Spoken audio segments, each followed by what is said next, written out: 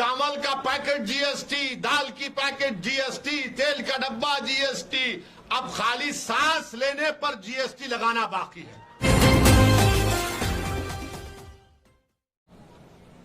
कांग्रेस के जनसभा में चप्पल और जूते फेंके जा रहे हैं। वो दुकान लगा दी है जूतों और चप्पल की, और एक कोई उनका विधायक मंत्री कहता है कि जब मैं लड़ने पे आ जाऊंगा तो कोई बाकी नहीं रहेगा। अरे भाई, ये क्या कोई जंग हो रही है? ये राजनीति है। मगर कांग्रेस पार्टी में हो रहा है। भाजपा में ही माशाल्लाह बहुत बड़ा ड्रामा हो रहा है। भाजपा में ही बहुत बड़ा ड्रामा हो रहा है। जो आपकी साबिका मुख्यमंत्री महारानी है वो परेशान है कि भाजपा के बड़े बड़े नेता उनकी तरफ देख ही नहीं रहे, वो भी परेशान है। मगर ये दोनों हमसे ज्यादा परेशान है। ये क्यों आ रहा है? चुनाव एक साल है अभी से, क्यों आ रहे हैं? आएंगे, हम जरूर आएंगे। ये मेरा संवैधानिक हक है। मैं अपनी बात जनता के दरमियान में खड़े होकर बोलूंगा। ये जनता तय करेगी, आवाम तय करेगी।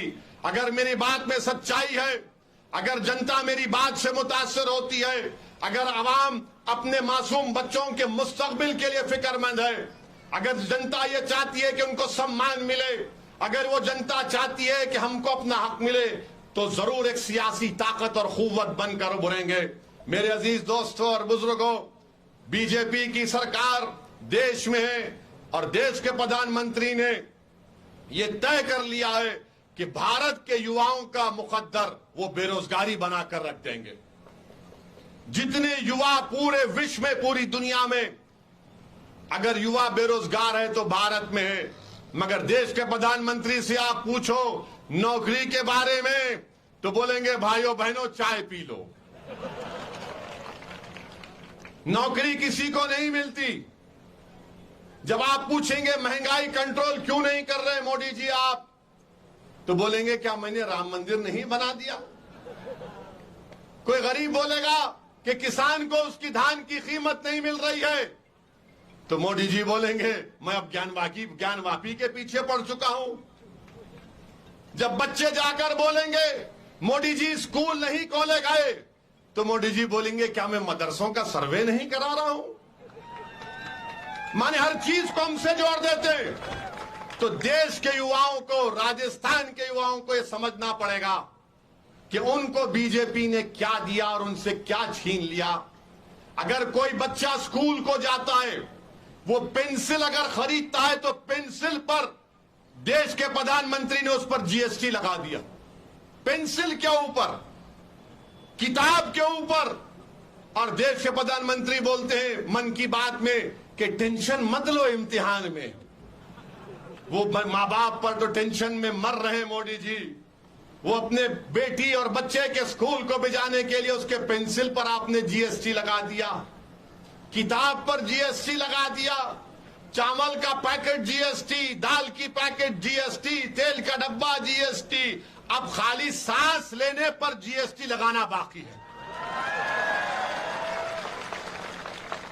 तो ये इनका रिकॉर्ड रहा है। मेरे अजीज दोस्तों और बुजुर्गों, मेरी आपसे अपील है कि आप एक मर्तबा हमारे मजलिस के जिम्मेदारों का साथ दीजिए। हाजी आसिफ यहां पर मेहनत कर रहे हैं, इनका साथ दीजिए।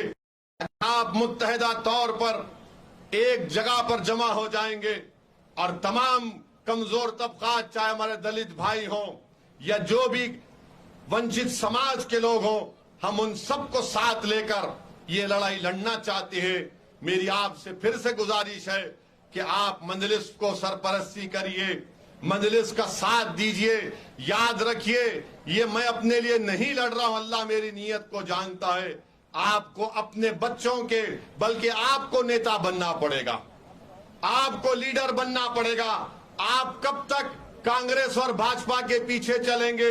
याद रखो, आप में इतनी काबिलियत है, आप में इतनी सोच है, आप उनसे ज्यादा ज़हीन हैं। जब आप एक बार फैसला कर लो कि मैं किसी के पीछे नहीं चलूंगा, मैं जनता को साथ लेकर चलूंगा, तो याद रखो पूरी जनता तुम्हारे साथ खड़ी हो जाएगी, पूरी जनता आपके साथ खड़ी हो जाएगी। इसीलिए यही चंद गुजारिशात मुझे आप तक पहुंचाना था। अब अल्लाह से मैं दुआ ही कर सकता हूं कि हिदायत देने वाला इंसान के दिल में मोहब्बत डालने वाला तो अल्लाह का काम है। असदुद्दीन ओवैसी की जबान में इतनी ताकत नहीं है, ना मेरे अल्फाज में उतनी ताकत है कि मैं किसी के दिल में अपनी जमात की मोहब्बत को पैदा कर सकूं। मुझसे जो हो सकेगा, मेरे साथियों से जो हो सकेगा, हम आपकी लड़ाई लड़ते आए हैं और लड़ते रहेंगे। आप तमाम का बेहद शुक्रिया। अस्सलाम वालेकुम व रहमतुल्लाहि।